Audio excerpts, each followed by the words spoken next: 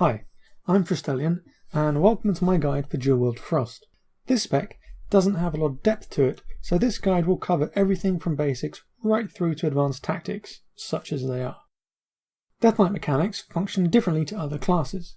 Instead of having each ability independent and on its own timer, DK abilities are tied together onto a shared resource called runes. Frost uses 3 flavours.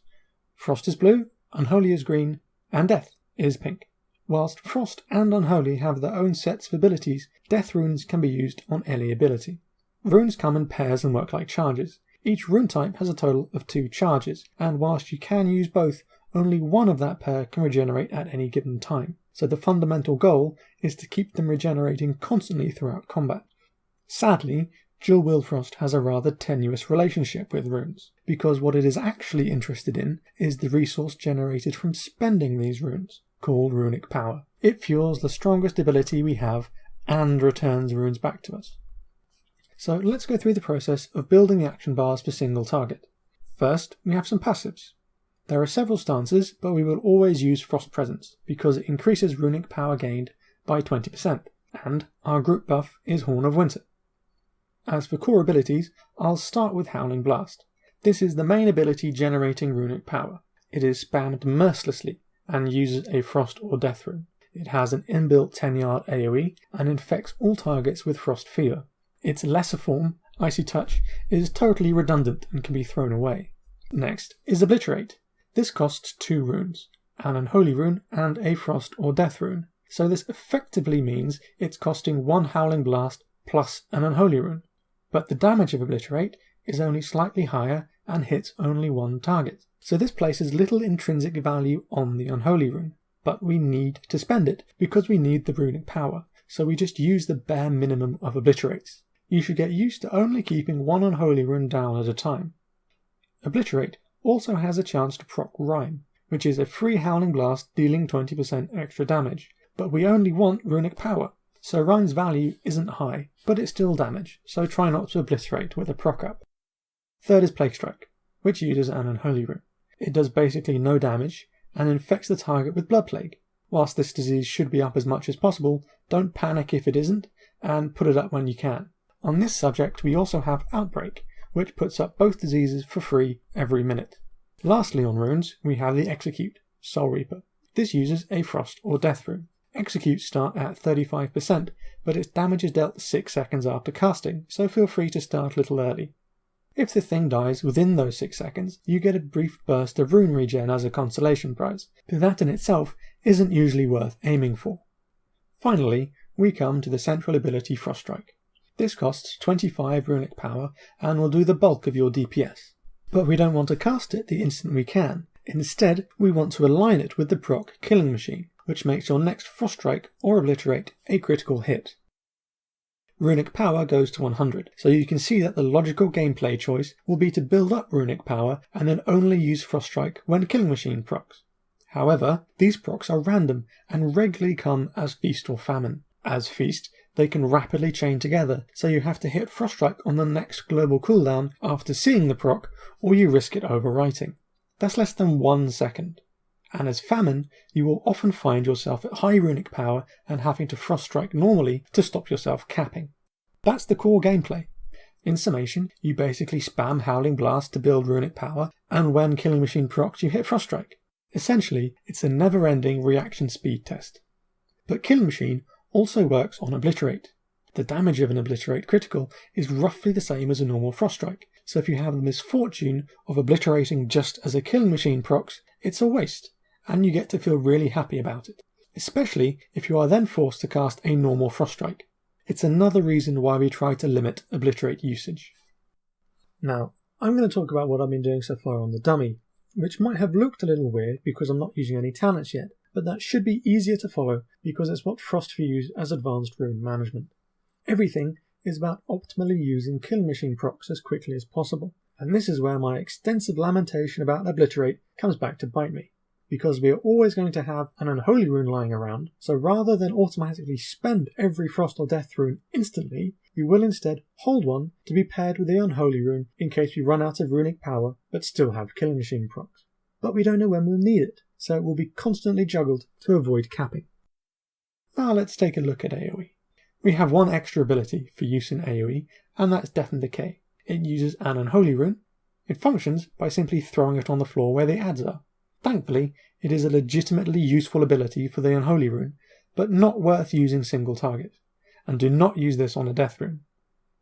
We also have Blood Boil, which uses a death rune. This does an AoE in a radius around yourself and spreads diseases to targets affected. However, Howling Blast is usable at range, does more damage, AoEs around the target, and applies Frost Fever every time it's cast. So really, the only effect you'll be getting from Blood Boil is to spread Blood Plague, and there are almost no occasions where that's actually useful, because you can always use Plague Strike on council encounters. So, as you see, the AoE rotation is functionally identical to single target. We only have Death and Decay on an Unholy Rune, and Howling Blast's inbuilt AoE covers the rest.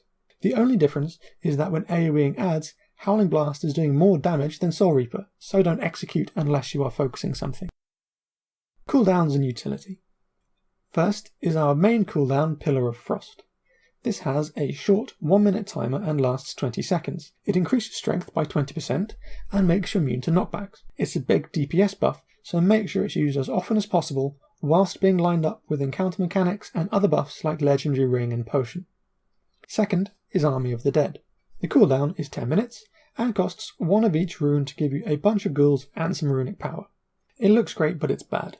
You can't control the ghouls and their damage is pitiful. The only use for this ability is pre-pull, to give you some runic power to start the fight. Just make sure you cast it with enough time for the runes to be back up. Aim for about 5 seconds on the countdown. You want that runic power, but if you forget to use it, simply don't worry about it. Third is Empower Rune Weapon, and it's very useful. Every 5 minutes, it gives you all your runes back and some runic power. Used during Ring and Pillar of Frost to maximise burst, or if you have the Hellfire Citadel tier, you can use it to continue a prolonged Killing Machine prop. Fourth is Dark Simulacrum, which lets you copy the next spell cast. A lot of spells cannot be copied, but they usually leave a few for us. And a few bits of raid utility. First is Death Grip. You pull the thing to your current location. Very handy for ad management, but it does have an inbuilt taunt. Second is our Combat Res, Raise Ally, with a default cost of 30 runic power.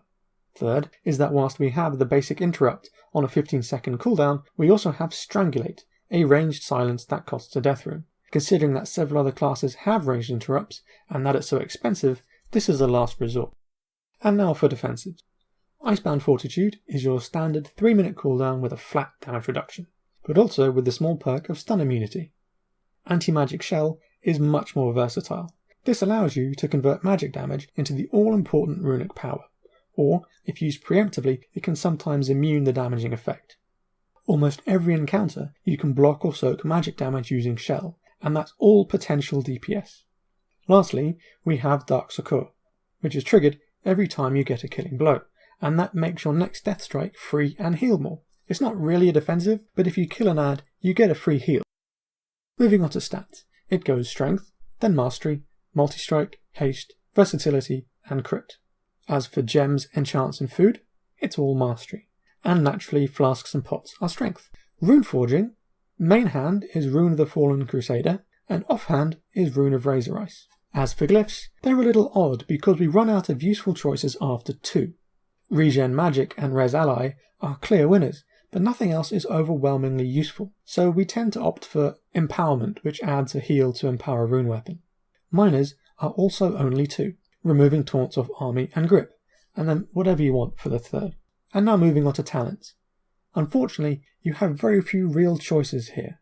Starting at 57, the go-to is Purgatory, as it gives 3 seconds grace to be saved after taking fatal damage. Anti-Magic Zone is an option for raid utility. Just make sure you get both the placement and the timing right, as it's only up for 3 seconds. 58 is the choice to make you quick, everything else slow, or stun something. Our mobility is awful, so usually the answer is Death's Advance, but it can be Chillblains on occasion.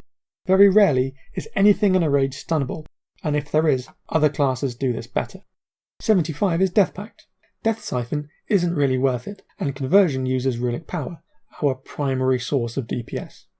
90 is Gorfine's Grasp. It's an AoE grip to your target, so make sure you're selecting the correct thing. As for Remorseless Winter, other classes have AoE stuns, but only we have an AoE grip. and Desecrated Ground doesn't really get much play in PvE. And now 100. Well, true to form, Breath of Sindragosa is out of the running instantly because it delivers less damage per runic power than Froststrike, leaving Defile or Necrotic Plague. Defile is the ability from Lich King. This version replaces Death and Decay, but you now use it as a priority on single target. You simply throw it under whatever will be stood in place for a while. This is very useful for regular bursts of damage on grouped up adds and paired with the legendary ring. Necrotic Plague replaces both diseases. It builds up to 15 stacks and naturally spreads to nearby targets as it ticks. This gives very stable DPS and requires even less work than Defile. Because it's applied and stacked using Howling Blast, you can throw away Plague Strike, and potentially gives a use for Blood Boil, because spreading a fully stacked Plague to a wave of adds is a good idea, but not if you are dealing with only a few, because Necrotic Plague will spread by itself. Whilst both choices are viable and change with gear and encounter, I generally recommend Necrotic Plague. And now we come to 56, and again the only option is Plague Leech. This is because normal diseases are easily reapplied, and because Frost lacks any ability to extend Necrotic Plague, there is also no value to Unholy Blight, because one slightly faster stacked Necrotic Plague isn't better than the opportunity cost of 6 Howling Blasts, and there is absolutely no value to Blight if you took Defile. It's the same story with Plaguebearer, where Froststrike would increase Necrotic Plague stacks. However, Howling Blast is already stacking Necrotic Plague, and we are pooling runic power, not pushing it through, and it has no value with Defile because Howling Blast is reapplying Frost Fever constantly. Using Plague Leech is very simple. We want to leech as close to the cooldown as possible, assuming we won't cap runes. It doesn't matter which runes we leech, because we are going to use them on Howling Blast anyway.